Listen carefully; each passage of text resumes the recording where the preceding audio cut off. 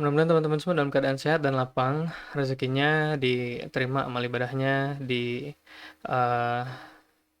selalu dalam setiap urusan-urusan ya oleh Allah Subhanahu wa taala agar bisa mengambil keputusan-keputusan yang baik, keputusan-keputusan yang bermanfaat ya untuk kehidupan dunia dan kehidupan akhirat gitu. Dan ya Masya Allah, patut kita bisa bersyukur ya, perlu bersyukur bahwa sore hari ini kita masih ada kesempatan untuk belajar, di mana kita tahu ya belakangan di negara kita ada banyak musibah, bencana alam dan yang lainnya, dan mungkin saudara-saudara kita di tempat yang lain masih dalam masa ya beradaptasi ya recovery gitu. Sementara alhamdulillah kita masih bisa nikmat belajar dan mudah-mudahan kita bisa mensyukurinya dengan mengoptimalkan kesempatan yang kita miliki gitu. Karena kalau hadis bilang ya bersyukur yang paling bersyukur itu adalah dengan ya beramal gitu ya. Adalah dengan beribadah. Itu bersyukur yang paling bersyukur gitu. Eh Insya Allah sore hari ini kita akan belajar tentang stres. Mudah-mudahan teman-teman udah nyiapin alat tulis ya. Nggak banyak kok materinya karena nggak usah banyak-banyak karena memahami stres itu sangat-sangat sederhana sebenarnya. Nah, ya yang perlu kita fokuskan ya, energi kita, pikiran kita dan yang lainnya itu adalah kepada eh, bagaimana ya kita bisa menghandle atau mengelolanya dengan ya ikhtiar ikhtiar yang baik ya, ikhtiar sebaik mungkin gitu. Karena tidak dapat dipungkiri ada peran ya, ada peran kolbu dalam stres ya. Yang mana ini masuk dalam ranah ya pembahasan ya Islam seperti itu. Cuma saya tidak akan masuk ke sana atau mungkin nggak banyak masuk ke sana karena memang tidak berkualifikasi ya, memang bukan seorang yang alim di ilmu agama, hanya konsumen saja seperti itu dan mungkin bisa sedikit membagikan yang saya tahu saja tanpa menafsirkan lebih. Jadi di sini nanti kita akan bicara di ranah ikhtiar kita sebagai manusia ya yang bisa kita lakukan gitu. Kita akan bicara di sana. Cuma tentu saja sekali lagi tidak terlepas dari izin Allah yang memampukan kita untuk mengatasi setiap kendala stres atau permasalahan stres yang kita alami sehari-harinya gitu. Jadi mudah-mudahan teman-teman semua udah nyiapin alat tulis. Kita lanjut ya. Kenapa sih kita stres? Mungkin sebelum saya masuk ke materi yang pertamanya, slide pertamanya, saya mungkin pengen tahu deh gitu ya, pendapat teman-teman gimana tentang apa sih stres itu? Itu dulu deh, jangan nggak usah mengapanya dulu deh. Apa sih stres itu coba? Masya Allah, ini ada teman-teman yang udah lama nggak kelihatan ya. Eh, Siapa ya? Ibu Risma nih, wah ini biasanya semangat berpendapat. Kalau menurut Ibu Risma gimana Bu? Stres itu apa Bu? Silahkan.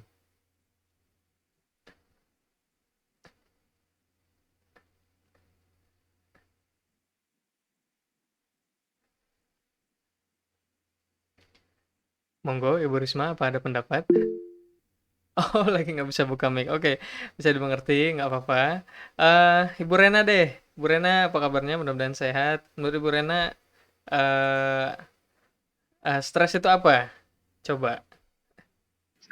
Stres, kondisi lagi down, lagi drop. Drop, drop. Apa tuh maksudnya? No drop? Maksudnya Ya gimana? uh, lagi pusing, lagi Pusing, oke. jenuh, Oke, jenuh.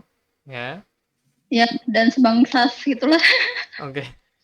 Stres itu jadi drop, kata Ibu Rena ya, teman-teman. Stres itu drop, pusing, jenuh gitu ya. Oke, Masya Allah. Terima kasih, Bu Rena. Ya itu efek dari stres mungkin ya. Efek psikologis dan fisiologisnya kepada kita ya dari stres yang kita rasakan. Tapi sejatinya bukan itu stres gitu ya, pengertiannya loh ya. Itu pengertian dari stres. Mungkin satu lagi deh. eh saya baca yang ada di komentar dulu aja. Teman-teman bisa baca juga di chat ya. Itu ada pendapat dari Ibu Vina. Stres itu jika kita dikejar deadline. Waduh, dikejar garis mati ya, deadline. Ya, dan kita sedang banyak kegiatan yang harus dilakukan. eh ya, ini sedikit menggambarkan prosesnya mungkin. Nanti kita akan pahami, tapi kenapa? Kenapa kalau dikejar deadline, terus banyak kegiatan, kita stres? Nah, itu kenapa coba? Ya mungkin iya, ini membuat kita stres, tapi kenapa? Nah, ini yang kita akan pahami proses berpikirnya ya, proses psikologinya seperti apa.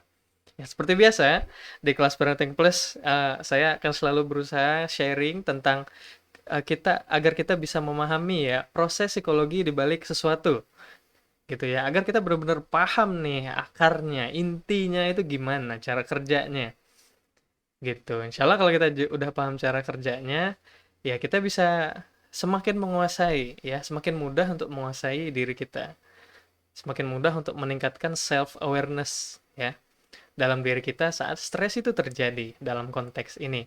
Oke, kemudian ada pendapat dari Bu Maisaroh, eh adanya ketidaksesuaian antara harapan dan kenyataan ya, ya ini salah satu sebabnya, tapi kenapa? Kenapanya masih belum terjawab ya. Tapi nggak apa-apa, pertanyaannya memang bukan kenapa, gitu ya. Pertanyaan adalah apa itu stres? Kalau kata Ibu Nuriza, teman-teman bisa baca di chat, itu stres itu tertekan. Oke. Ya, secara fisiologis mungkin ya. Kalau adonan kue itu kita tekan-tekan itu kan stres dia kan. Nah, itu stres juga sebenarnya ya. Stres itu ada merasa tertekan ya, betul. Secara psikologis, secara fisiologis betul ya. Kata Ibu Vina, teman-teman bisa baca di chat. Kenapa kita stres? Karena kita belum pandai memanajemen stres. Ya benar. Tapi kenapa kita stresnya itu kenapa gitu ya? Nah, itu yang akan kita pahami nih. Nah, saya pengen buat teman-teman penasaran dulu nih ya. Di Sabtu sore kita munculkan rasa penasaran supaya semangat dan supaya nanti yang dipelajarin tuh apa namanya? Memorinya bagus ya. Kita nyimpen informasinya. Saat kita sudah termotivasi dan dalam kondisi emosi yang positif gitu. Nah, kemudian ada pendapat lagi dari Ibu Yunita, stres itu reaksi atas suatu perubahan. Itu lebih kepada emosi sebetulnya, ya. Reaksi atas suatu kondisi atau situasi secara psikologis ya, itu sebenarnya emosi, ya.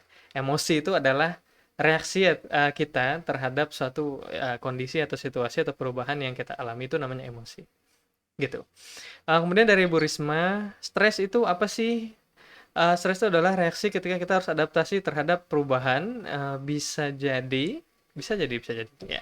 Oke, jadi, Masya Allah ya, ini banyak sekali pendapatnya, seneng ya saya Masya Allah. Artinya teman-teman semua semangat sore hari ini untuk belajar, iyalah semangat, ya, stres terus soalnya gitu ya. Mudah-mudahan enggak ya Masya Allah. Mudah-mudahan Allah selalu membuat hati kita tenang, kuat, ya, iman kita kuat, takwa kita kuat, membuat hati kita selalu merasa dekat dan hanya bergantung hanya kepada Allah saja, gitu. Nah, dan itu sebetulnya nanti salah satu kekuatan yang paling besar ya dalam mengatasi stres. Cuma kita kita pahami ya, ini konsep ini bisa menjelaskan itu nanti insya Allah, gitu. Oke, kita lanjut deh ke slide selanjutnya. Ya, silahkan teman-teman catat, nih simple banget. Kita pelajari dulu sebenarnya stres itu apa definisinya gitu ya, atau konsepnya gimana gitu. Seperti yang teman-teman tadi sudah sampaikan, ternyata ada banyak banget kan ya pendapat yang beragam ya. Stres tuh gini, stres tuh gini, stres tuh gini gitu.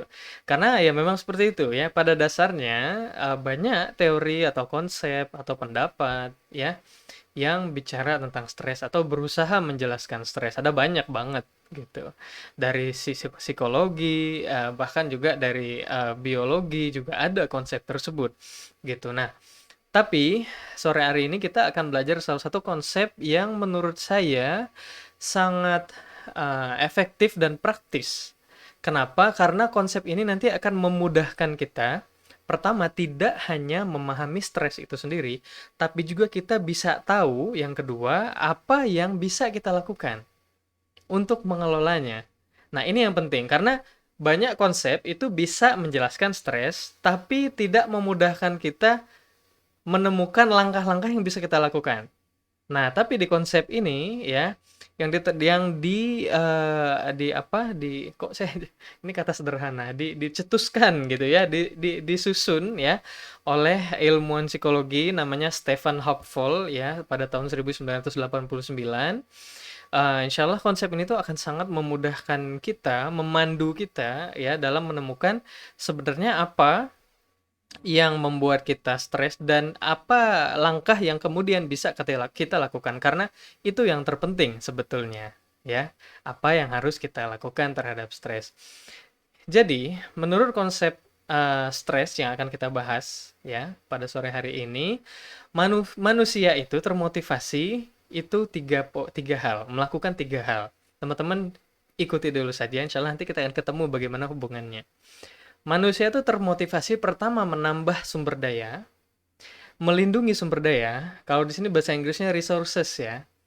Jadi manusia itu pada dasarnya dalam keseharian kita termotivasi, yang kita kerjain itu adalah tiga. Menambah sumber daya, melindungi sumber daya, dan menginvestasikan sumber daya yang kita punya untuk mendapatkan sumber daya lainnya. Nah, ini teman-teman pahami dulu tiga konsep ini ya. Silahkan dicatat, cuma nanti slide-nya akan saya share juga. Tapi kalau teman-teman nyatet, itu manfaatnya buat memori, buat ingatan kita itu akan lebih bagus. Gitu. Jadi saran saya, meskipun slide-nya nanti akan dibagikan, teman-teman juga perlu nyatet, karena ini keuntungannya buat teman-teman sendiri. Oke, jadi ingat, saya akan ulangi tiga yang memotivasi kita sebagai manusia. Kita menambah sumber daya, kita melindungi sumber daya, kita menginvestasikan supaya kita dapat sumber daya lainnya. Sederhana ya, menambah, melindungi, investasi. Oke, ingat tiga kata kunci ini. Gitu. Nah, maksudnya apa? Sumber daya itu. Ya, kita lanjut. Sumber daya itu adalah sesuatu yang dianggap bernilai, ya, valuable, nilainya tinggi oleh seseorang. Oke, ini kita pahamin dulu apa bahan-bahannya, kita kumpulin dulu. Nanti kita akan gunakan untuk menjelaskan sebuah kasus, gitu ya. Tadi kita udah paham tiga, menambah, melindungi, dan berinvestasi sumber daya. Tapi sumber daya itu apa? Sumber daya itu adalah yang dianggap bernilai oleh seseorang. Dan itu bisa apa saja. Pada umumnya terbagi menjadi objek, status, atau keadaan. Objek maksudnya apa? Uang. Uang sumber daya bukan? Sumber daya. Ya, itu objek fisik. Rumah? Ya, sumber daya. Objek fisik. Oke. Sehat? Sumber daya? Sumber daya. Objek bukan fisik. Ya. Maaf, itu adalah sebuah status. Ya, kita sehat. Punya pekerjaan? Sumber daya? Sumber daya. Karena dengan punya pekerjaan kita merasa tenang. Kita ada penghasilan, ya kan? Nah, kaitannya nanti juga dengan uang, dengan materi. Dengan materi kita bisa hidup. Sumber daya bukan? Sumber daya. Jadi resources, sumber daya.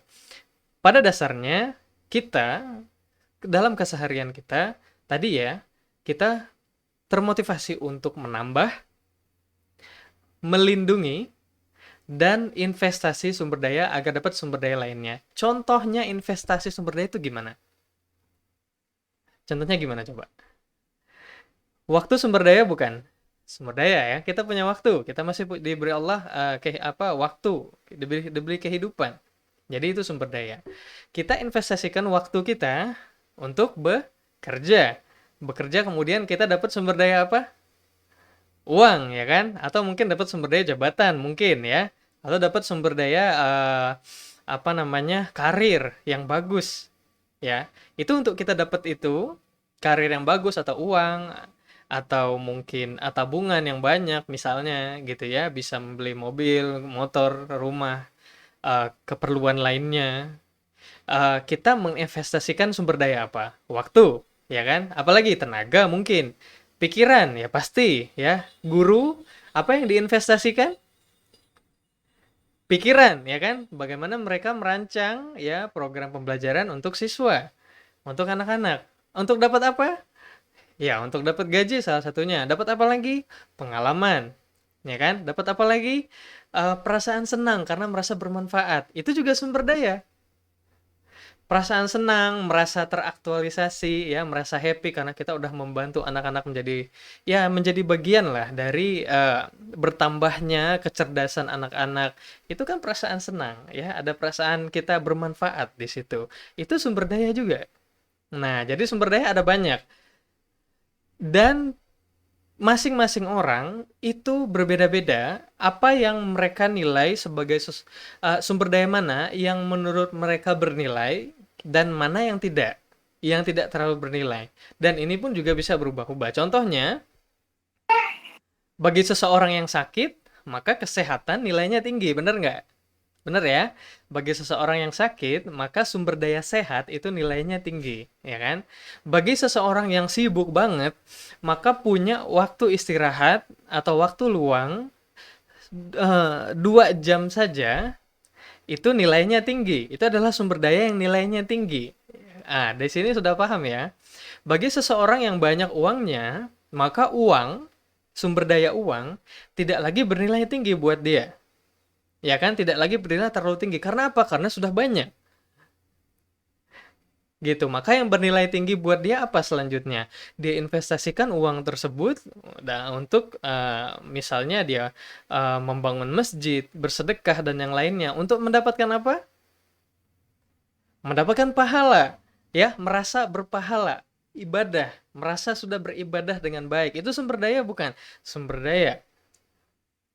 Ya. Jadi sumber daya itu adalah apapun yang kita anggap bernilai, penting bagi kita. Kuncinya di situ.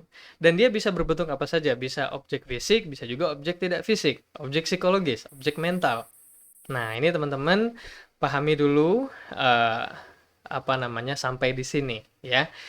Kita ulangi lagi, jadi pada dasarnya kita termotivasi untuk menambah, melindungi, dan menginvestasikan sumber daya kita, yaitu sesuatu yang kita anggap bernilai. Kita berusaha untuk menambah yang kita anggap bernilai, kita berusaha untuk melindungi yang kita anggap bernilai, dan kita berusaha untuk menginvestasikan yang kita anggap bernilai, agar kita dapat yang lain lagi, yang lebih bernilai. Gitu ya. Nah, sekarang kita lanjut ke slide yang ketiga. Dari sini kita sudah bisa memahami apa sih yang membuat seseorang itu bisa stres. Nah, jadi stres itu terjadi karena 3 hal. Pertama, saat ada ancaman kehilangan sumber daya, kita akan merasakan stres. Yang kedua, saat sumber daya tersebut benar-benar hilang, ya itu jelas kita stres. Dan yang ketiga, saat kita menginvestasikan sumber daya kita, tapi ternyata yang kita dapatkan tidak memuaskan buat kita. Oke, di sini sudah bisa kita gunakan semua bahan-bahan ini ya untuk memahami suatu kasus atau suatu stres ya. Mudah-mudahan teman-teman udah dapat gambarannya.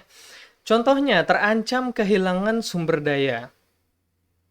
Anggap saja tadi sumber daya itu adalah sesuatu yang bernilai ya bagi seseorang. Oke, anggap saja sekarang waktu luang atau waktu bisa istirahat itu adalah sumber daya yang bernilai bagi kita. Anggap saja sekarang contohnya seperti itu, ya. Kemudian tiba-tiba kita harus mengerjakan atau kita disibukkan, diminta bantuan oleh orang lain atau ya direpotkan oleh orang lain untuk mengerjakan sesuatu sehingga terancam waktu kita bisa istirahat itu jadinya nggak ada, jadinya hilang. Kemudian membuat kita stres. Yang kemudian membuat kita, aduh males banget sih ini orang repotin gitu. Ini apalagi sih kerjaan, aku mau istirahat. Itu stresnya di sana. Dari mana sebabnya?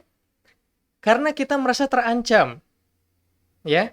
Kita merasa waktu istirahat kita, waduh ini waktu istirahat saya nggak jadi nih istirahat.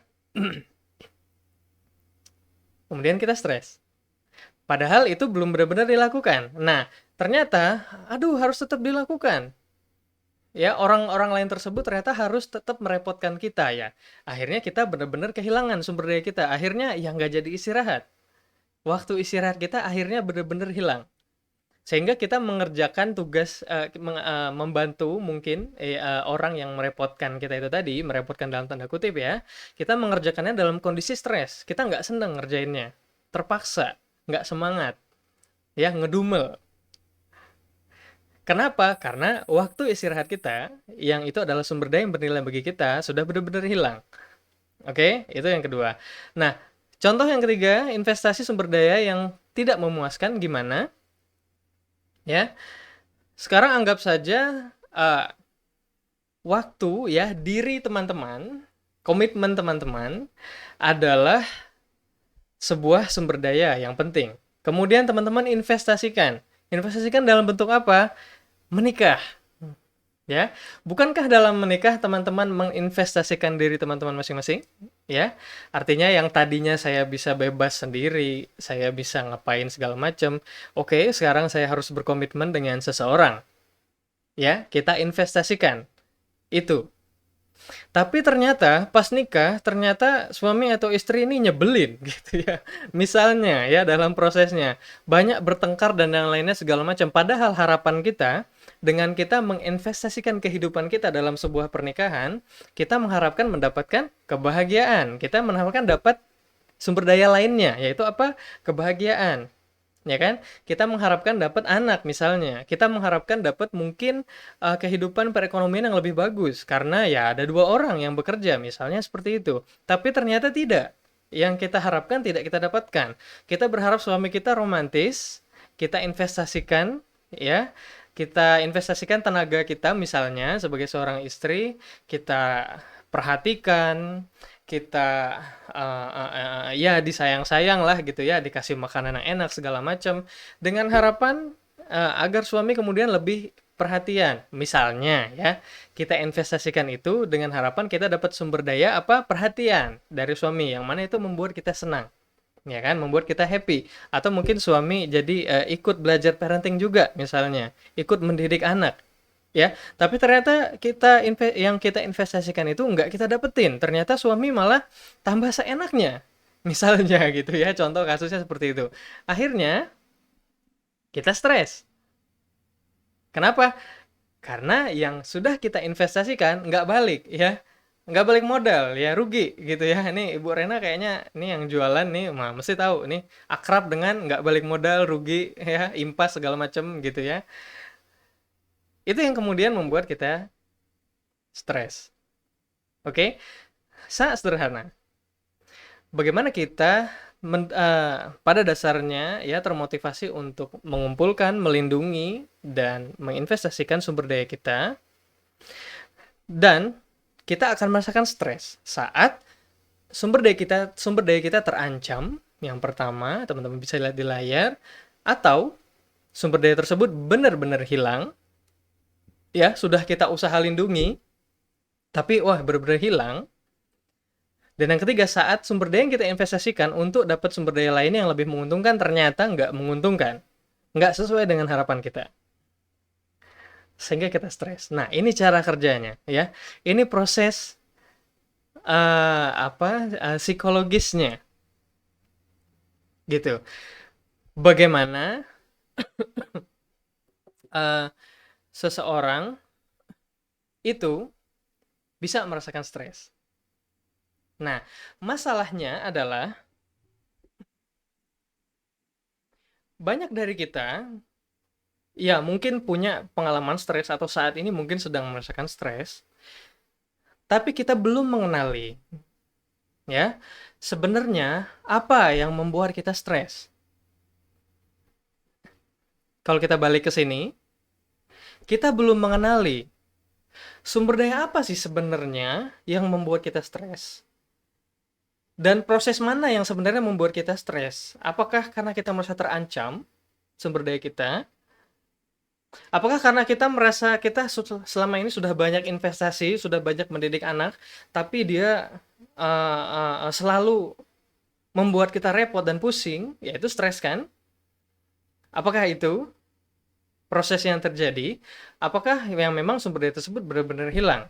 Nah, banyak orang merasakan stres, tapi nggak banyak orang yang menyadari sebenarnya stres saya itu di mana, apa, dan karena apa. Nah, kenapa ini penting?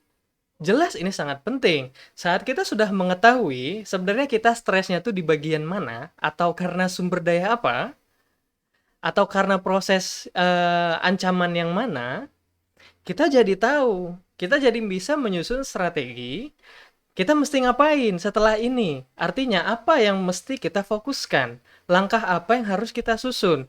Bukankah itu yang banyak membuat kita bingung kan? Udahlah kita stres, terus kita nggak tahu mesti ngapain. Ya toh, untuk mengelola stres ini. Kenapa? Ya itu tadi. Karena kita nggak tahu stresnya itu karena apa, karena proses apa, atau di sumber daya yang mana. Sehingga kita juga nggak tahu mau ngapain. Contoh sederhananya seperti ini. Ya, nah teman-teman misalnya, contohnya yang paling mudah ya, sumber daya yang penting adalah waktu, ya kan? Dan ternyata teman-teman stres. Kenapa? Kalau ternyata setelah kita kenali, kita pahami, ya, kenapa sih saya stres terus dengan banyak kesibukan ini, gitu ya? Ternyata karena memang waktu istirahat kita kurang, waktu kita untuk bisa mengurus diri kita sendiri kurang. Kenapa? Ya, ini sumber daya waktu tadi ya. Ternyata waktu kita itu terancam atau mungkin selama ini sudah kebanyakan hilang waktu kita. Gitu. Kenapa waktu kita hilang? Karena kita banyak melakukan mungkin ya kesibukan-kesibukan yang kurang bermanfaat misalnya, yang sebenarnya nggak terlalu penting. Ya ini contoh sederhana aja ya ilustrasinya supaya teman-teman mudah memahami. Sehingga apa yang bisa kita lakukan? Kita sudah tahu bahwa sumber daya kita yang terancam sebetulnya yang paling membuat kita stres adalah masalah waktu. Misalnya, ya. Jadi kita sekarang tahu bahwa oke, berarti saya harus berani ya ngurangin pekerjaan-pekerjaan yang nggak penting. Atau mungkin saya masih sering masih sering membuang-buang waktu misalnya, ya kan? Saya masih sering kebanyakan sosmed misalnya. Ini contoh aja. Gitu kan sehingga waktu saya itu selalu merasa selalu hilang. Sumber daya waktu saya selalu hilang. Sehingga saya stres terus, kayaknya nggak pernah happy. Ngerasa kurang waktu terus. Gitu. Dengan mengetahui di bagaimana kita stres, kita jadi tahu mesti ngapain. Ya kan? Kita jadi tahu fokusnya kemana. Kita nggak nebak-nebak lagi, saya mesti ngapain nih. Gitu ya. Saya mesti ngapain nih? Coba strategi ini, strategi ini, strategi ini. Kok nggak ada yang benar ya? Kenapa? Karena kita tidak menyentuh sumber daya yang tepat. Yang sebenarnya bernilai bagi kita. Gitu. Akhirnya usaha kita untuk mengelola stres ya kebanyakan gagal, kebanyakan nggak efektif. Oke, nah mudah-mudahan sampai di sini teman-teman sudah dapat gambaran ya bagaimana secara proses psikologi ya dari sebuah kata ya atau fenomena yang namanya stres itu. Tapi poin pentingnya pada kelas kita sore hari ini adalah tidak berhenti di memahami tentang stres, tapi juga bagaimana sekarang kita akan belajar menganalisa, kita akan menjawab dua pertanyaan. Yang pertama, sebenarnya sumber daya apa yang penting bagi saya yang selama ini ya sumber daya tersebut terjadi ini nih. Ya, sumber daya tersebut terancam atau benar-benar hilang atau merugi. Sebenarnya di sumber daya apa yang selama ini selalu membuat kita stres?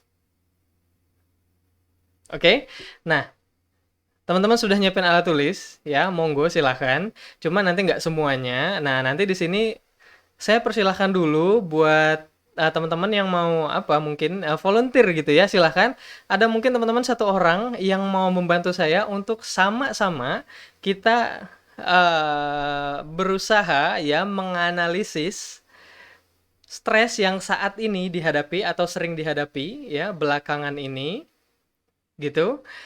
Dan kita coba kenali sebenarnya itu sumber daya apa sih yang bermasalah ya. Sebenarnya itu masalahnya ada di sumber daya yang mana dan di ancaman yang mana. Kayak gitu.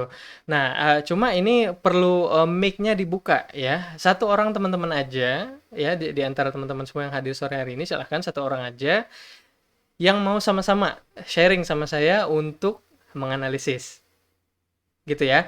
Nah, buat teman-teman yang lain silahkan bisa, sambil ngikutin analisisnya gitu ya, sambil nganalisis sendiri gitu ya di buku catatannya, silahkan. Gitu, nanti kalau misalnya ada waktu kita bahas apakah analisisnya udah bener atau belum, nanti kita coba lihat, gitu ya. Tapi sekarang kita latihan dulu, live ini ya, menganalisis. Silahkan satu orang siapa? Monggo.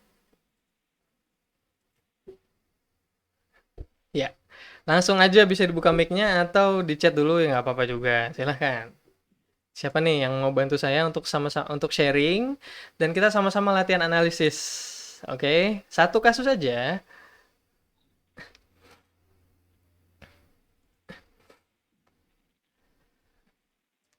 Silahkan, kira-kira siapa?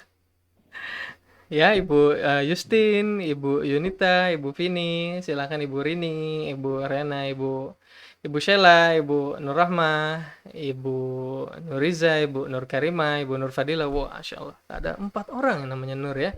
Kemudian ada Ibu Maisaro, ada Ibu Yani, Ibu Desi, Ibu Arida, dan Mbak Liza. Silahkan. Siapa yang mau bantu saya untuk sharing? Ya kalau nggak ada nggak apa-apa juga sih, ya. Udah lapar juga nih soalnya. Monggo, monggo gimana? Ada? Ibu Vini mungkin, silahkan.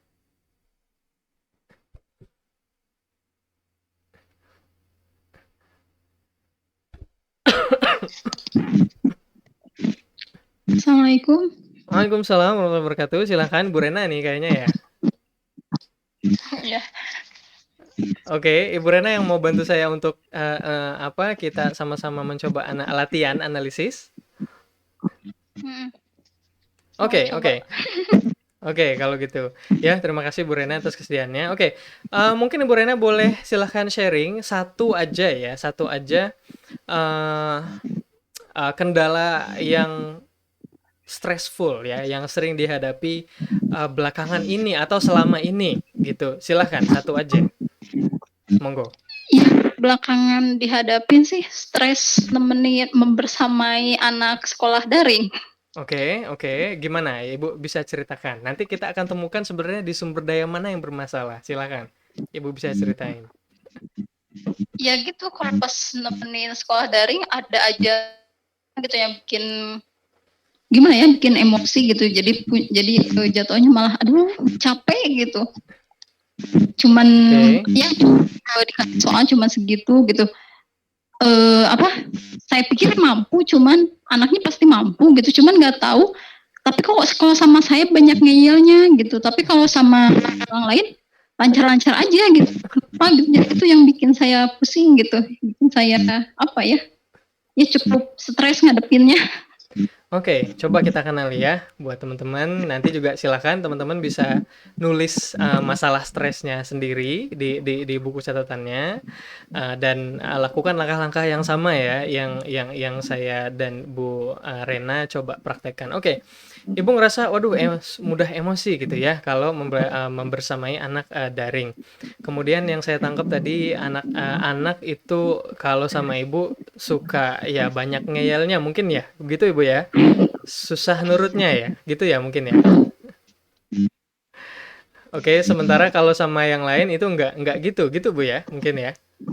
Iya, sepertinya kayak gitu. Soalnya pas waktu di TK lancar-lancar aja gitu, bisa ini bisa itu gitu. Tapi kok sama saya sekarang kok gini gitu.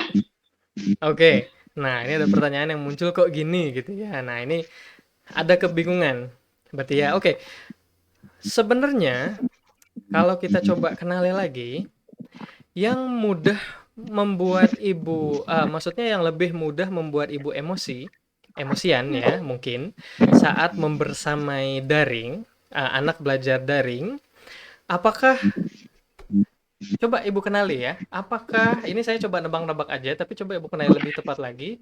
Apakah karena anak yang susah dengerin, atau mungkin apakah karena mungkin eh, tugasnya mungkin yang terlalu banyak, atau mungkin mungkinkah karena ibu lebih seringnya membersamai anak dalam kondisi lelah, atau kira-kira yang mana? Sebenarnya yang lebih membuat ibu emosian saat membersamai anak-anak daring itu sebenarnya di yang mana? Gitu, yang paling mudah. Silakan. Lelah enggak, Mm-mm. lelah enggak. Terus tugasnya banyak, emang lumayan banyak gitu ya Oke, tugasnya. Tapi itu bisa dicicil gitu ya. oke, Tugasnya bisa dicicil. Eh, apa ya? Saya juga masih masih masih coba analisis terus gitu. Nah, gitu ini kenapa gitu. Soalnya kan misalkan dikasihin sama ayahnya gitu, sama papahnya ngerjain tugasnya, dia bisa kok gitu oke, cepat tanpa oke, apa. Tapi kok kenapa kalau sama saya gitu ada aja ini dramanya gitu. Misalkan dari penulisan huruf nggak pakai spasi atau huruf oke, A, G kayak sama gitu yang kayak gitu. Kenapa apa sih seperti seperti disajain gitu kalau sama oke, mama malah oke. kayak gitu. Ya, sepertinya mulai semakin bisa kita kenali ya. Eh, Ibu ngerasa, oke, kalau waktu enggak sih ya, tugas yang banyak enggak, capek juga enggak gitu ya. Tapi yang benar-benar membuat saya lebih mudah emosian tuh adalah eh,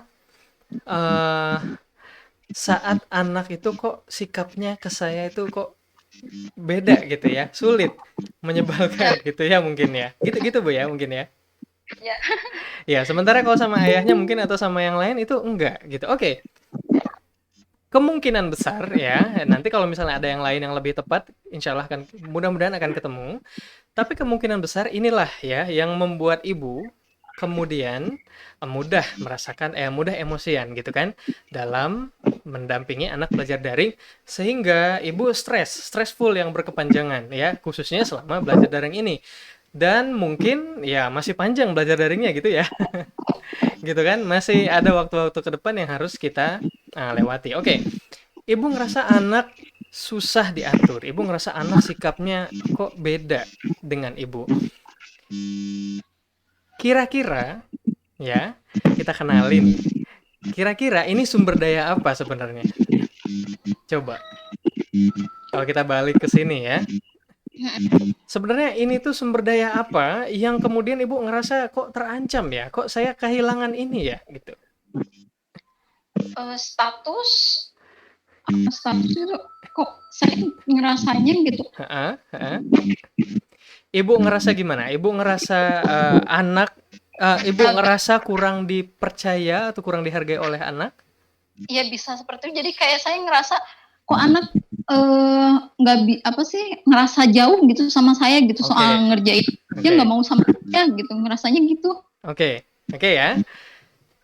Sepertinya mulai kelihatan ya bahwa bagi ibu merasa anak-anak bagi ibu ya anak-anak deket, eh, nurut mungkin ya, bisa bekerja sama dengan baik dan hal-hal positif lainnya yang mungkin ibu bayangkan itu adalah sesuatu yang bernilai ya buat ibu gitu kan. Iya. Oke, artinya rasa percaya atau kedekatan dengan anak adalah sebuah sumber daya yang penting bagi ibu. Dan ini adalah sesuatu yang sangat wajar ya, pasti setiap ibu berharap punya kedekatan ya kan, punya rasa percaya yang kuat antara ibu dan anak kayak gitu. Nah, artinya ini adalah sumber daya buat ibu, ya kan? Sesuatu yang ibu anggap penting, sesuatu yang ibu anggap bernilai, dan kemudian sumber daya ini ternyata terancam atau mungkin benar-benar hilang. Mungkin ibu ngerasa seperti itu, ya kan?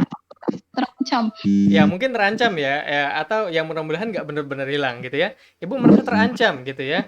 Kenapa sih ya saya berharap anak-anak saya ya anak saya gitu dekat, akrab dan mau nurutin nggak ngeyel seperti ini, tapi kemudian terancam ya ternyata anak ngeyel gitu kan, sehingga Ya, ibu stres. Oke. Udah paham Bu ya prosesnya ya? Kira-kira udah ketemu? Hmm. Oke, udah ketemu sumber daya apa yang sebenarnya penting buat ibu dan kenapa kemudian sumber daya tersebut membuat ibu merasakan stres.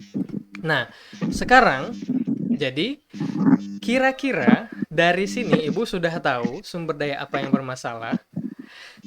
Kira-kira apa yang bisa langkah-langkah apa yang bisa kita lakukan untuk tadi ya, kembali ke konsep yang pertama, maaf, di sini, untuk menambah kembali sumber daya ini.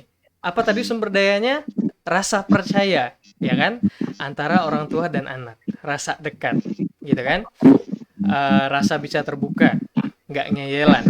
Nah, apa yang kira-kira bisa ibu lakukan untuk menambah kembali sumber daya ini? Agar kuat lagi, agar banyak lagi. Nah, kira-kira menurut Ibu apa? Ini kita berandai-andai aja. Coba, silahkan. Masih bingung. Oke, kita sudah ketemu tadi ya. Kita ulangin lagi. Sumber daya yang bermasalah adalah rasa percaya, ya kan? Ibu merasa rasa percaya antara orang tua dan anak. Oke. Nah, kira-kira apa yang bisa kita lakukan untuk memperbaiki ini? Kalau kita lihat permasalahannya, ini berarti ini kan masalah dalam apa kira-kira? Komunikasi. Mungkin salah satunya itu, ya kan? Secara umum artinya ini kan masalah hubungan, ya kan? Sebenarnya tugas sekolahnya bukanlah itu yang menjadi sumber stresnya. Waktu ibu yang sibuk dan bekerja misalnya dan yang lain sebenarnya bukan itu sumber stresnya, ya kan? Dan yang lain-lainnya mungkin sebenarnya bukan itu. Tapi yang menjadi sumber stresnya ternyata adalah masalah hubungan. Hubungan dengan anak yang bermasalah. Oke. Nah, sekarang yang perlu kita gali lagi adalah apa masalahnya? Di mana hubungan ini yang bermasalah? Nah, disinilah kemudian itu tadi ya. Setelah kita mulai menemukan sumber daya apa yang bermasalah, kita jadi tahu kira-kira langkah-langkah apa saja yang bisa kita lakukan. Ibu tadi udah nebak. Mungkin kayaknya komunikasi. Mungkin loh ya. Ibu yang lebih tahu. Nah, coba kira-kira ini kita udah masuk ke tahap selanjutnya ya. Kita udah masuk ke tahap langkah apa yang bisa kita lakukan untuk mengelola stres kita, untuk menambah sumber daya kita. Tadi ibu tebak mungkin aja komunikasi, oke? Kira-kira kenapa? Nah, silahkan. Kira-kira ada nggak komunikasi yang bermasalah? Misalnya, gitu kan? Atau mungkin apa? Mungkin waktu saya dengan anak kurang ya, sehingga hubungannya jadi kurang dekat gitu. Atau gimana? Silakan. Menurut Ibu, masalah hubungan ini kira-kira kenapa? Silahkan. Kan anak memang apa sih, kan saya sambil jualan gitu ya. Jadi nggak bisa nemenin anak main atau Oke. gitu. Kalaupun sekali nemenin anak main, dibawa di pasar gitu kan, di jongkol sambil juga gitu. Itu terus ya pasti ada rasa capek ya sambil dagang sambil masuk gitu. Kurang main Pak, soalnya usia 7 tahun usia cukup, apalagi sekarang nggak bisa main ke teman gitu kan, jadi kurang gitu, rasa mainnya kurang. Oke. Kayak gitu. Ya, masalah ya. Sekarang Ibu mungkin ya, tapi nanti Ibu silakan analisis lagi. Mungkin saja ada juga penyebab lainnya. Tapi sejauh ini kayaknya kita sudah menemukan nih ya. Ternyata tadi ya sumber daya masalah hubungan antara orang tua dengan anak yang bermasalah ini kemungkinan salah satunya terjadi karena kurangnya mungkin ya, kata Ibu tadi kurangnya membersamai anak dalam aktivitas mereka sehari-hari. Misalnya, khususnya mungkin saat mereka bermain, saat mereka belajar mungkin ya di usia sebelumnya. Kayak gitu kan, di usia prasekolah. Nah, sehingga kemudian mempengaruhi secara jangka panjang kualitas hubungan dengan anak, yang mana terasanya sekarang. gitu kan? Yang mana kerasanya sekarang saat harus mulai belajar secara daring, apalagi dalam kondisi pandemi ini, gitu. Nah, sebenarnya dari sini ya, ibu sudah menemukan satu titik.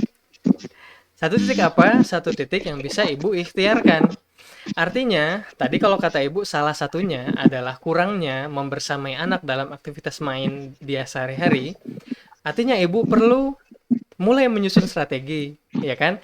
Gimana caranya kita bisa mengelola waktu kita agar bisa bermain ya, efektif main dengan anak-anak, agar bisa membersamai mereka dalam aktivitas sehari-hari. Mungkin nggak sih kalau anak sebetulnya ya, ini kalau kita balik masalah stresnya dari sudut pandang anak, sekarang kita ubah sudut pandangnya Bu ya. Anak yang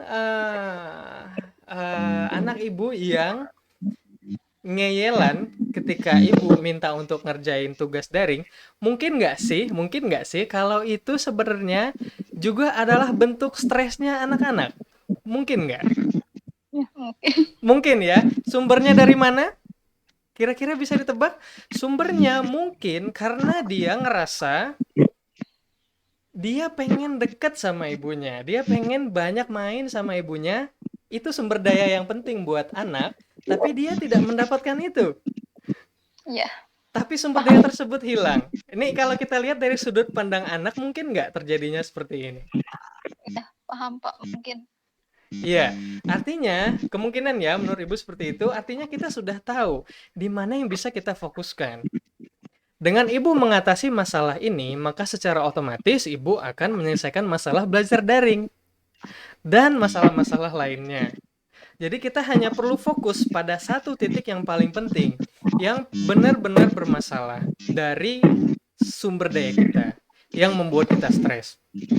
Nah, kira-kira apa ya yang mungkin ibu bisa mulai pikirkan? Nah, ini kan ibu bisa mulai mikir nih nanti malam mungkin ya.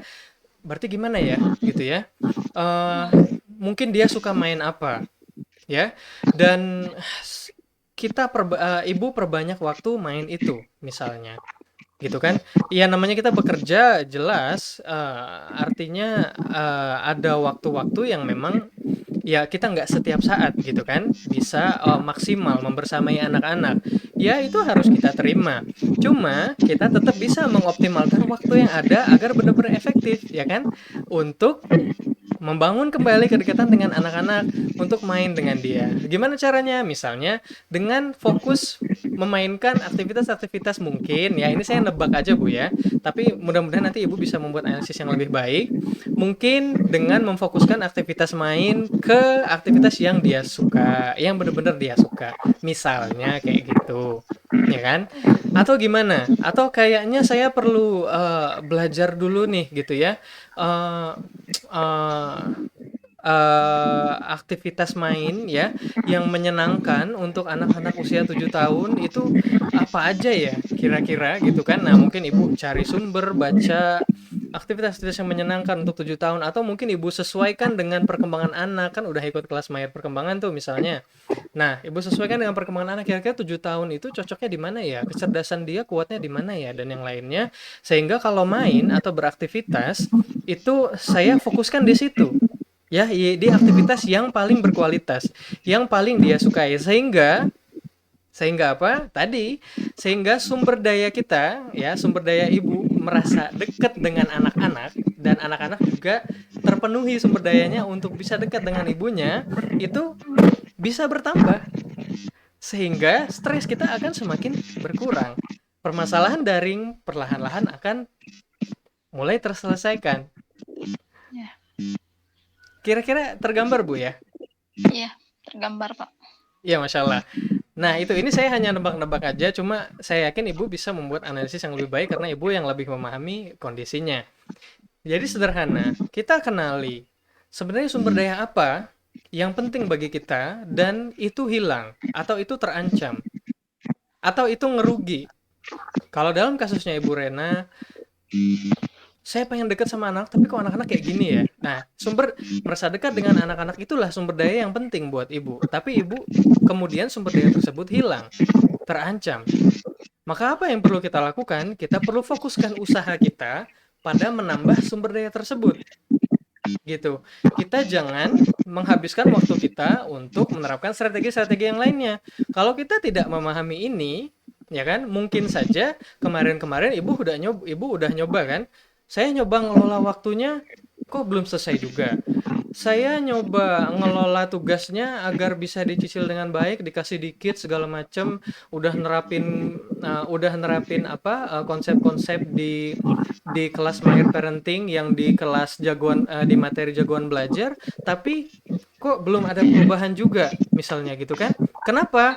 Karena itu tadi, karena ibu belum menerapkan usahanya pada sumber daya yang sebenarnya bermasalah, Iya, Pak. gitu. Nah, kita selesaikan dulu di situ agar kita kemudian bisa melangkah ke tahap-tahap selanjutnya. Kita bisa melangkah ke strategi-strategi selanjutnya. Nah, jadi mungkin terjawab Bu ya. Kenapa dari kelas Mahir Parenting kemarin masih ada yang belum bisa membantu anak saya misalnya gitu. Nah, mungkin ini salah satunya karena kita masih belum menambah atau memfokuskan ikhtiar kita pada sumber daya yang sebenarnya bermasalah, yang sebenarnya butuh untuk ditambah, sebenarnya butuh untuk diperbaiki. Inilah pentingnya buat teman-teman sekalian. Mungkin itu Ibu Rena, ada yang ingin ditambahkan? Silakan sebelum saya ini lanjutkan lagi materinya. Udah sepertinya udah mulai tergambar. Ya, makasih Ibu ya. Mohon maaf kalau analisis saya salah karena Ibu yang lebih tahu kondisinya seperti apa. Mudah-mudahan nanti konsep ini bisa Ibu gunakan untuk analisis lebih jauh lagi gitu ya. Ya Pak. Oke, ya. Oke. Terima kasih banyak Ibu Rena, Masya Allah. Jadi teman-teman tadi Ibu Rena udah sharing ya. Salah satu kasus ya kondisi stressful beliau seperti apa. Dan kita mulai menemukan ya. Kondisi stressfulnya adalah belajar daring yang memusingkan buat beliau ya, buat Ibu Rena. Tapi ternyata sumber stresnya bukanlah di belajar daringnya. Sumber stresnya bukanlah di mengelola waktunya. Sumber stresnya bukanlah di faktor-faktor yang lain. Misal bukanlah di beliau yang sibuk bekerja juga mungkin ya. Ternyata bukan di sana. Ternyata sumber stresnya adalah pada masalah hubungan. Yang mana hubungan yang sehat antara suami dan istri, antara orang tua dan anak, jelas itu adalah sumber daya, ya kan? Teman-teman semua pasti merasa yakin. Kalau hubungan kita dengan suami istri sehat, happy, bahagia, kalau ada permasalahan juga, oke, bisa kita tackle bersama, gitu kan?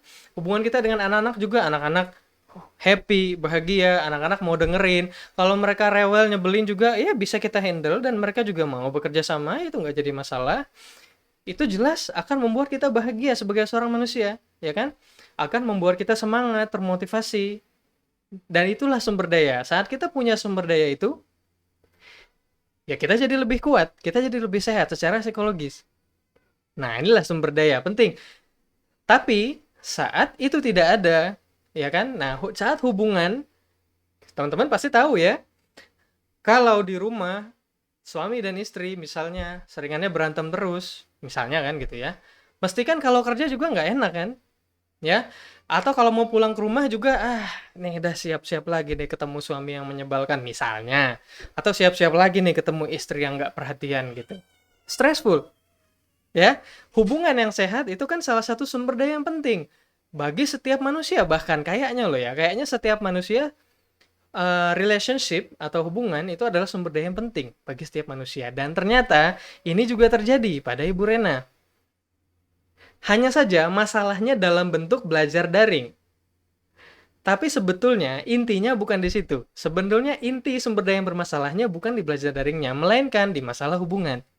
Hubungan dengan anak yang mungkin saat ini masih kurang berkualitas. Sekarang kita bisa lakukan analisis, kenapa kurang berkualitas? Oke, bla bla bla bla bla, ternyata salah satunya mungkin ya kayaknya karena saya kurang membersamai dia bermain sebelum dulu ketika prasekolah misalnya. Oke, ternyata itulah langkah yang kemudian bisa kita fokuskan. Nah, jadi teman-teman sekalian, inilah pentingnya bagi kita dalam mengelola stres kita ya. Tadi teman-teman bilang, kenapa kita stres?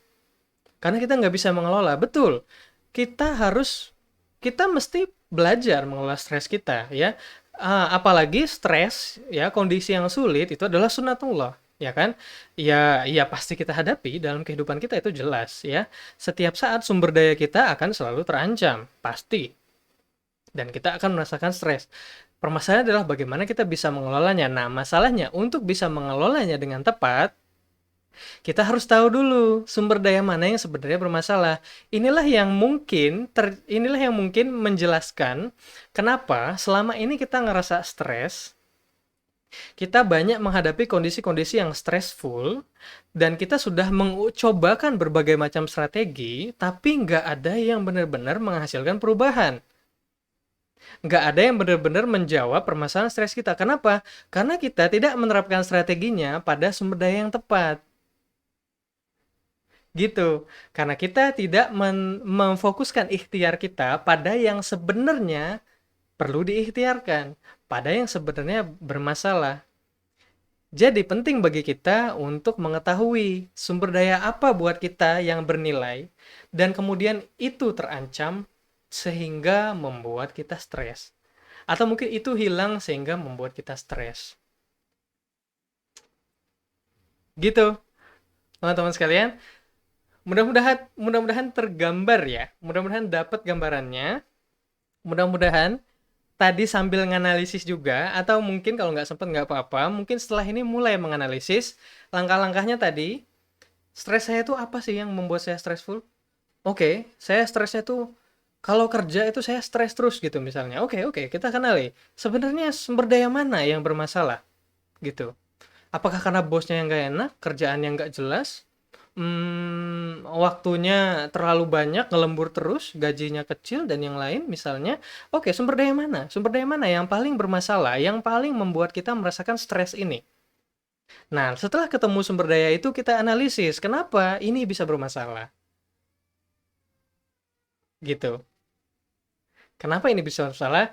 Sehingga dari situlah, barulah kita menyusun strategi apa atau langkah apa yang bisa kita lakukan untuk menambah sumber daya yang bermasalah tersebut. Nah, itu langkahnya. Jadi jangan langsung belajar strategi mengelola stres A, B, C, D, tapi kita nggak tahu sebenarnya sumber daya apa yang bermasalah. Sekali lagi, saya ulangin terus. Mudah-mudahan teman-teman semua sudah dapat ya konsepnya seperti apa, dan silahkan nanti bisa dianalisis ya sendiri gitu ya, uh, untuk agar kita bisa semakin mantep ya, semakin mantep melangkah. Oke, jadi sebenarnya mengelola stres, strategi ini yang bisa saya terapkan. Sebenarnya strategi ini nih yang harusnya saya lakukan. Gitu. Oke, ini sangat menarik karena seringkali yang terjadi masalah stresnya ya, masalah stres yang muncul atau yang terlihat itu berbeda dengan intinya sebenarnya. Yang sering terjadi seperti itu. Sebenarnya intinya bukan di situ, ya, bukan di yang muncul tadi, seperti kasusnya Ibu Rena tadi. Gitu, teman-teman sekalian. Silahkan, kalau ada yang ingin ditanyakan, mungkin kita tambah waktunya kurang lebih ya 15 menit lagi, oke? Silahkan, teman-teman, kalau ada yang mau ditanyakan, bisa langsung disampaikan ya di chat, atau lewat mic juga langsung, boleh aja, seperti biasanya diskusi kelas mahir dulu, gitu. Oke, jadi sambil saya nunggu teman-teman yang ingin bertanya, insya Allah kita tambah 15 menit lagi. Uh, Mungkin kita sedikit review, gitu ya, terkait stres tadi ya. Konsep ini juga bisa menjelaskan ya tentang bagaimana kehidupan diniyah kita. gitu, kehidupan agama kita. Contohnya seperti apa? Seseorang yang bisa tawakal, seseorang yang imannya kuat, dan dia ngerasa setiap ujian itu dia ngerasa oke, gitu ya. Ini adalah sesuatu yang berpahala. Ini adalah sebuah ujian dari Allah yang jika saya jalani dengan ikhlas, dengan penuh tawakal, adalah sesuatu yang berpahala. Sehingga kemudian mereka nggak stres. Mereka menghadapi ujian tersebut ya dengan optimis, dengan happy, justru dengan lebih banyak berdoa, justru dengan lebih banyak sholat misalnya, justru dengan lebih banyak belajar Al-Quran, justru dengan lebih banyak mengenal Rasulullah Sallallahu Alaihi Wasallam. Mereka nggak stres. Kenapa? Karena mereka punya sumber daya yang sangat penting bagi setiap manusia. Apa itu? Iman, tauhid. Seseorang yang merasa dekat dengan Allah, seseorang yang merasa bisa menggantungkan dirinya dengan Allah, kepada Allah gitu ya. Seseorang yang merasa bahwa hanya Allah yang bisa membantu saya mendidik anak-anak saya dengan tepat. Allah lah yang akan menuntun saya untuk terus belajar. Allah lah yang akan memudahkan saya untuk bisa berkomunikasi dengan anak saya dengan lebih baik. Allah lah yang akan memudahkan saya untuk bisa membangun hubungan yang lebih baik dengan anak-anak saya, dengan istri saya, dengan suami saya. Sehingga kemudian kita nggak stres saat ujian hubungan anak-anak yang nggak menyenangkan itu datang, saat ujian hubungan dengan suami yang tidak menyenangkan itu datang, dan yang lain, mereka berani menghadapinya dengan optimis. Kenapa? Karena mereka memiliki satu sumber daya yang sangat penting bagi setiap muslim. Apa itu tadi? Iman. Bagaimana kita dekat dengan Allah? Sumber daya itu iman nggak?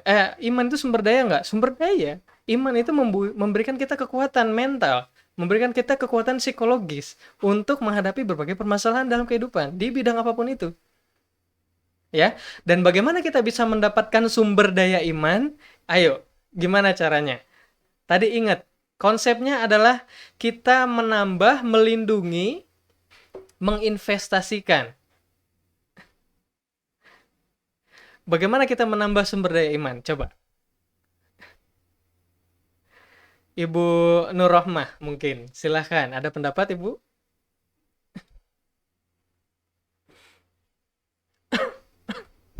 Sambil kita nunggu pertanyaan dari teman-teman ya, kita coba menganalisis, kita menggunakan konsep ini untuk menguatkan iman kita. Ya, menguatkan ketakwaan kita. Kalau menurut Bu Rohmah gimana, Bu? Gimana caranya kita menambah sumber daya iman? Kita tahu bahwa iman itu adalah sumber daya yang sangat penting bagi kita sebagai seorang muslim. Yang memberikan kita kekuatan-kekuatan psikologis yang itu tidak terjelaskan. Tapi itu ada. Ya kan? Gimana caranya? Mbak Liza deh, silahkan. Ayo, siapa aja deh. Gimana caranya kita menambah sumber daya iman? Oke, istighfar menurut Bu Nur Rohmah. Menurut Mbak Liza gimana nih? Silahkan lewat chat aja juga nggak apa-apa. Ya, betul sekali. Ya, Ibu Nur Rohmah. Bagaimana cara kita menambah sumber daya iman? Kata Ibu Noviani ya, kayaknya Ibu Princess Kaulani, Bu Noviani kayaknya ya. Kata Ibu Noviani, bagaimana kita menambah sumber daya iman? Berzikir, betul. Istighfar, betul. Ya, apalagi? Banyak. Banyak sekali. Tapi, berkumpul dengan orang-orang soleh di majelis ilmu, kata Ibu Nur Fadilah. Berkumpul dengan orang-orang soleh di majelis ilmu itu menambah sumber daya iman kita menjadi lebih kuat, ya, menjadi lebih banyak. Betul sekali. Teman-teman semua sudah tahu, ya, ada banyak sekali, ya kan? Berzikir, membaca Al-Quran, tadabbur segala macam dan yang lainnya. Cuma yang menjadi mesin utama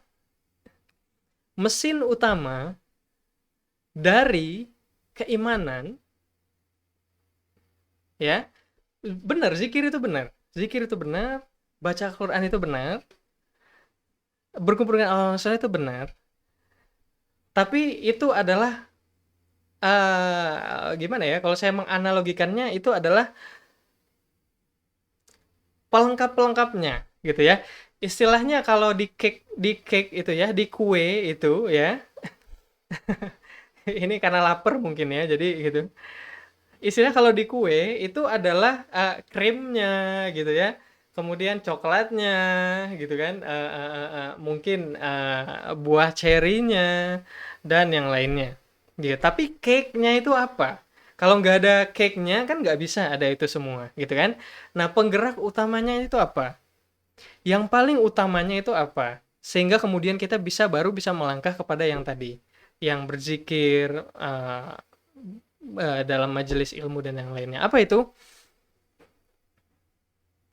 Yaitu adalah suatu amalan yang pertama kali ditanyakan di hari akhir, di hari perhitungan. Iya benar ya, kata Ibu Justin dan kata Ibu Nur Fadila, kata Ibu Sheila. Salat, ya.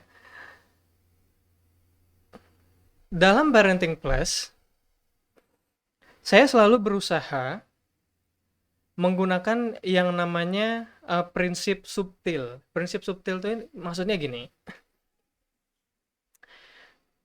kita mesti menemukan inti atomnya dari sesuatu. Sehingga ketika kita bisa memperbaiki inti itu, maka yang lain itu otomatis bisa ikut baik. Dalam Parenting Plus, pendekatannya selalu seperti itu. Nah, sama seperti tadi kita udah belajar tentang stres, ya kan? Sebenarnya pengalaman stres yang teman-teman alami saat ini itu adalah permukaannya.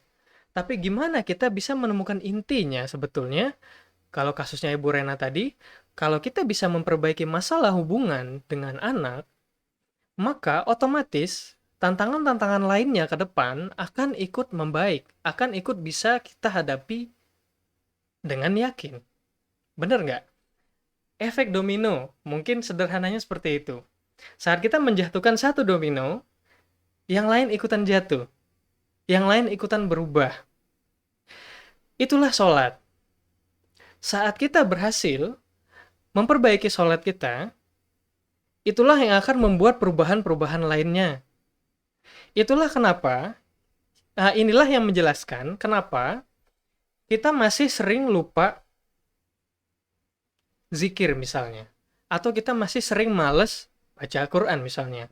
Kita masih sering males menghafal Al-Quran misalnya. Mungkin ya, atau mungkin kita masih sering nggak konsisten dalam menerapkan ibadah-ibadah, ya ini bahasanya pelengkap gitu ya, tapi bukan berarti ini tidak penting gitu ya.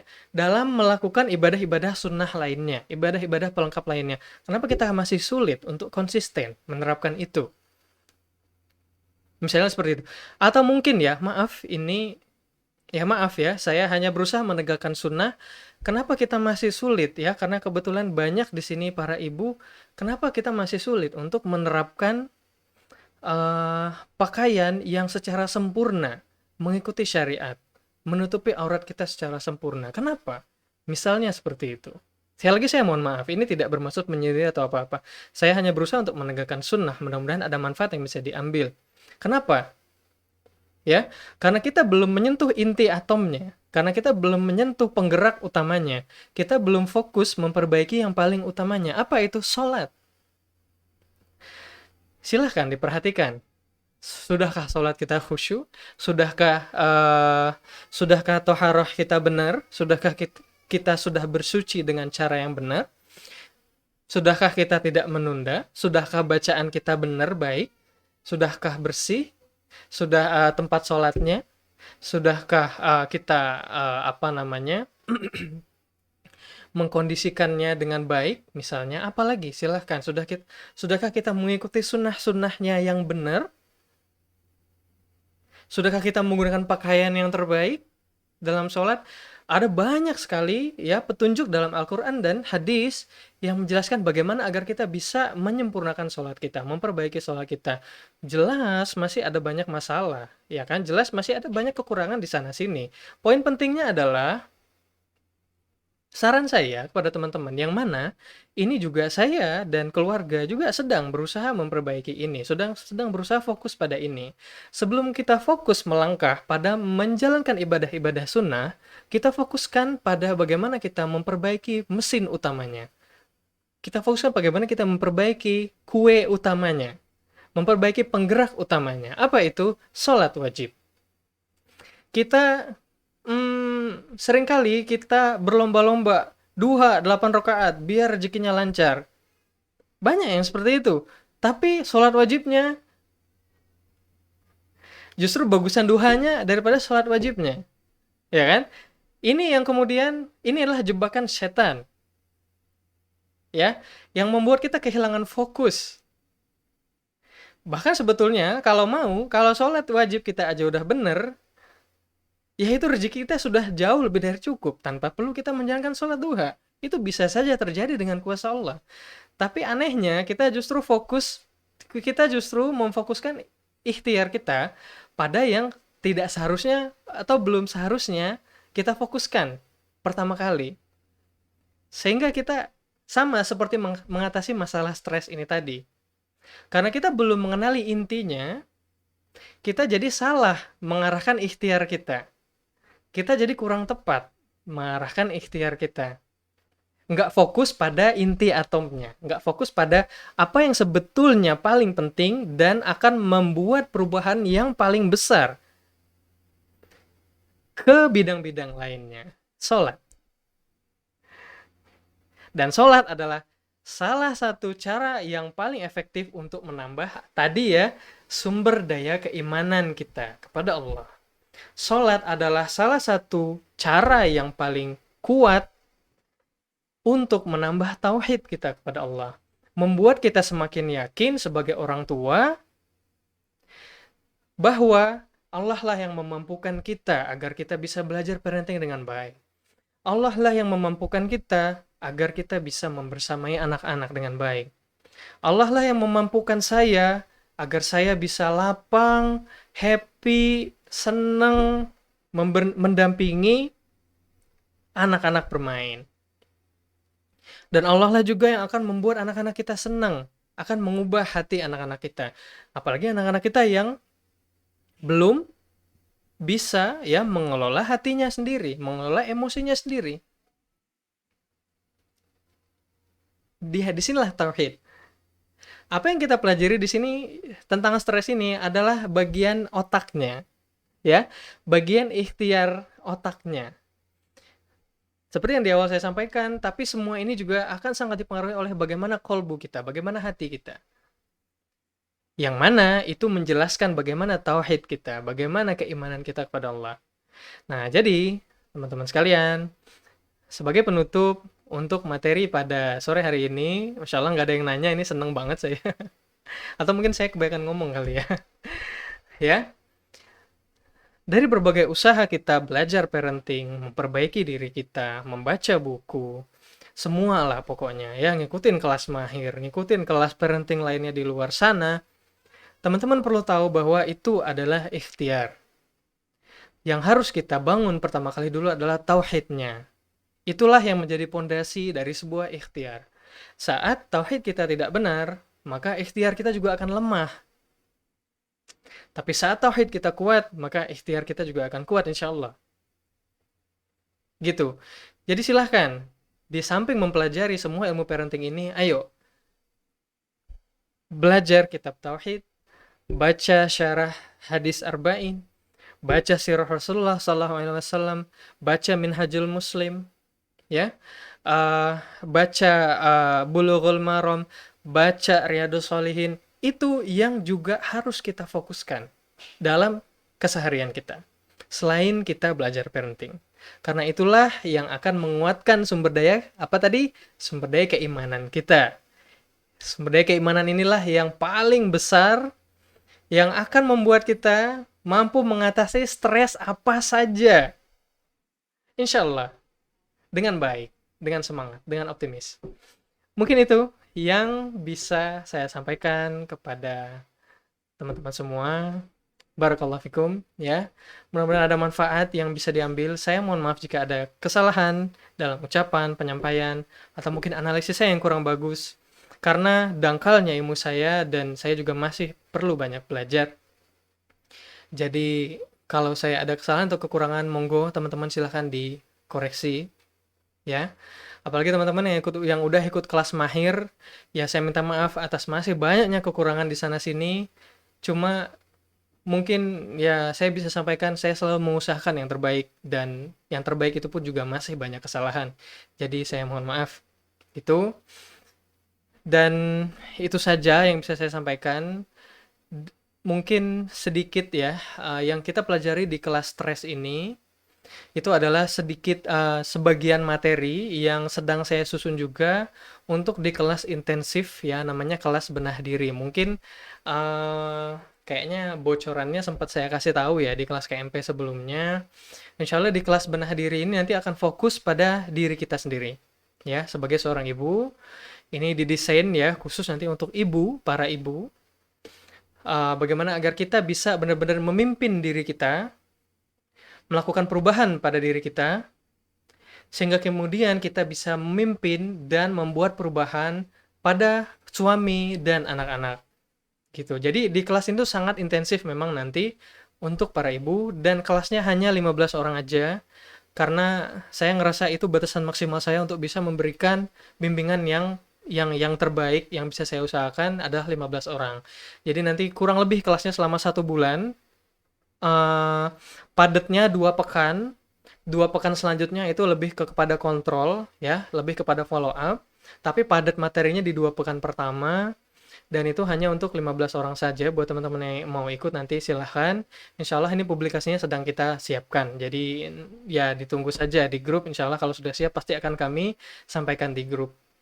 Kayak gitu. Jadi itu saja mungkin sekilas ya yang bisa saya jelaskan tentang kelas benah diri. Mudah-mudahan kita bisa ketemu lagi atau di kelas benah diri atau di kelas-kelas lainnya atau di sesi khusus alumni lainnya. Semoga Allah selalu masih memberikan kita kekuatan ya, waktu untuk bisa terus belajar gitu, dan mudah-mudahan Allah menyampaikan kita semua kepada bulan Ramadan tahun ini, dan mudah-mudahan di Ramadan tahun 2021 ini kita bisa memberikan kita bisa memperbaiki tauhid kita ya, kita bisa memperbaiki keimanan kita, apalagi ini adalah Ramadan kedua dalam kondisi pandemi yang menunjukkan bahwa kita benar-benar butuh Allah ya untuk bisa mengembalikan ya, menormalisasi ya dunia saat ini gitu.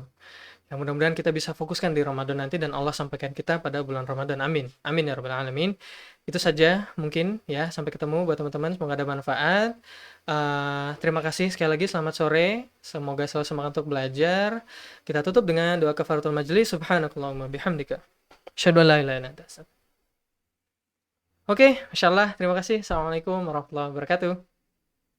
Nanti rekamannya saya upload dulu ya. Nanti saya share di grup. Gitu. Terima kasih.